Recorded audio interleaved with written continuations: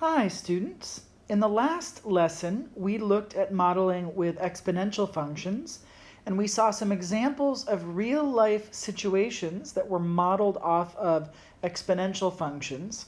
Today we're going to be doing the same, but we're going to be looking at real-world situations that are modeled off of logarithmic functions.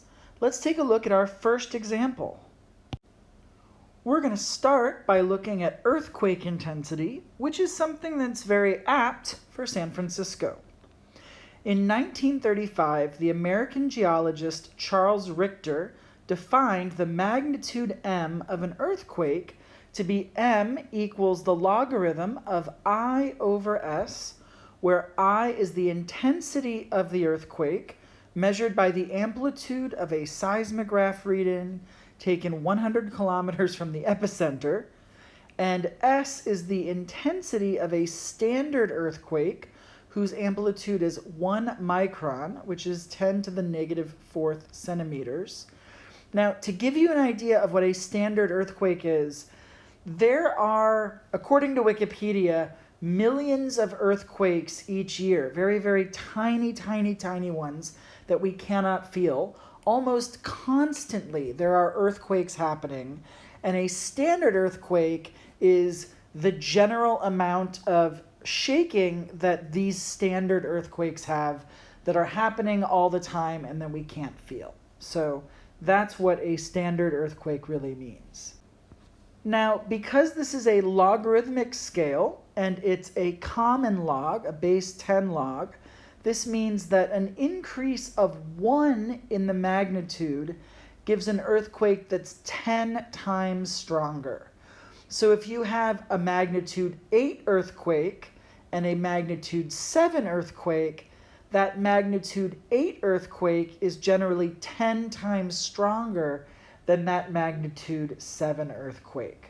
There are other things at play, such as the depth of the epicenter and things like that, but this is generally more or less how earthquakes are measured. So we've got two problems here.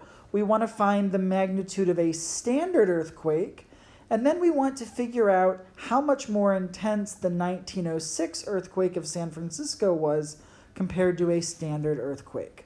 So let's start by looking at a standard earthquake.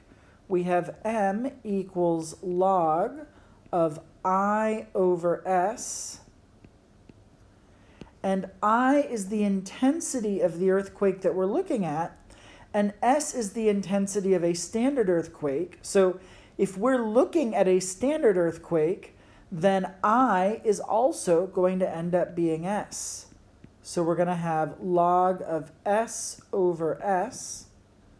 Now, anything divided by itself is 1, so this is log of 1. And we know that this is equal to 0, because 10 to the 0 power equals 1. So those standard earthquakes that are happening all the time, that we don't even feel, Charles Richter set up the scale so that they had a magnitude of 0. He could have set it up so that they had a magnitude of 1, but his scale that he built gave those a magnitude of 0. Now, let's look at the next part of the problem. The 1906 earthquake of San Francisco had an estimated magnitude of 8.3. How many times more intense was this earthquake than a standard earthquake? So here we know that the magnitude is 8.3, so we can substitute in 8.3 for the magnitude, and this is equal to log of I over S. And what we're looking for is how many times more intense was this earthquake than a standard one. So we're looking to compare the San Francisco earthquake's intensity to a standard one. And in fact, that is this ratio.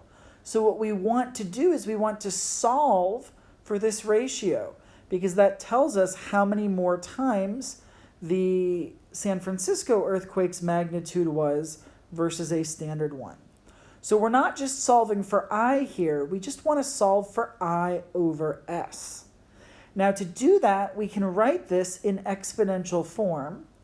We know that it's a base 10 logarithm, So in exponential form, this is 10 to the 8.3 equals I over S, that ratio that we're looking for. So this is the exact answer, but it would be nice to have a decimal approximation so we can get an idea of the size of this.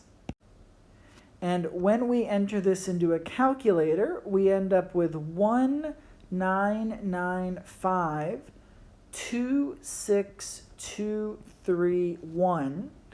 And if we put in commas, we can see that this is almost 200 million times the size of a standard earthquake. Now, we don't want to actually leave this as our answer because not all of these digits are significant.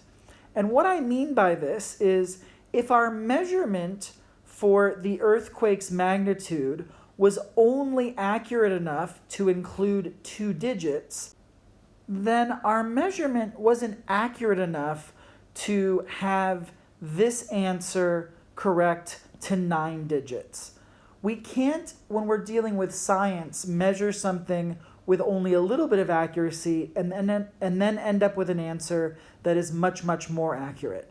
So if we round this to only 2 digits, this is a 9, and because it's followed by a 9, we round up. So this 9 becomes a 0, and the 1 becomes a 2. And so this earthquake is approximately 200 million times more intense than a standard earthquake. And this is a good example of why we use a logarithmic scale to deal with earthquake intensity. If we didn't use logarithms, if we just said that we'll take the intensity and that's our intensity for the earthquake instead of looking at magnitudes, it would be very difficult for us to have an idea of what's going on because 200 million and 20 million, for example, are both numbers that are just so big they seem ridiculously large. By changing the scale to a logarithmic one, where we're dealing with numbers between 0 and 10, instead of 0 and a billion, this puts it to a scale that's a lot easier for our brains to comprehend. So this is actually why we deal with logarithmic scales in certain situations.